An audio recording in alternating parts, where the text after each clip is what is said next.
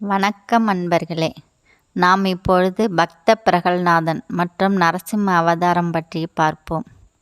உங்களுக்கு நரசிம்மரை பிடிக்குமென்றால் இச்சேனலை லைக் பண்ணுங்கள், ஷேர் பண்ணுங்கள், சப்ஸ்கிரைப் செய்யுங்கள். பண்டைய காலத்தில் இரணியகசிப்பு என்னும் அசுரன் உலகத்தை ஆண்டான். அவன் மிகவும் அகந்தையுடன் நான் தான் கடவுள் என்று கூறி எல்லா இடங்களிலும் தன் பெயரை போற்றி பணிய வேண்டும் என்று கட்டாயம் செய்தான். அவன் ஒரு பெரும் தவம் செய்து பிரம்மாவிடம் வரம் பெற்றான். என்னை எந்த மனிதனும் விலங்கும் பகலும் அல்ல இரவும் அல்ல, உள்ளிலும் அல்ல வெளியிலும் அல்ல, எந்த ஆயுதத்தாலும் கொல்ல முடியாது என்ற வரம். இந்த வரத்தால் அவனுக்கு வெற்றியின் அகந்தை மேலானது.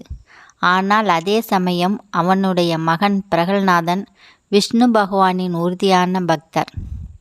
பிரகல்நாதன் சிறுவயதிலிருந்தே ஓம் நமோ நாராயணா என்ற மந்திரத்தை ஜபித்து கொண்டே இருந்தான்.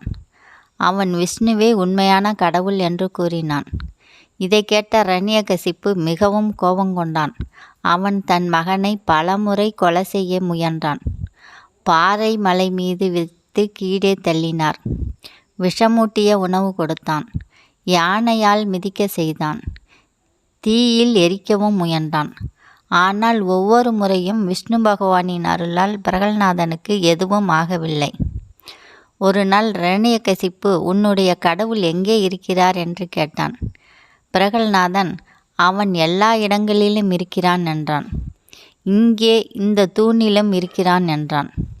அதை கேட்டு கோபம் கொண்ட இரணியகசிப்பு அந்த தூணை சுட்டி அடித்தான்.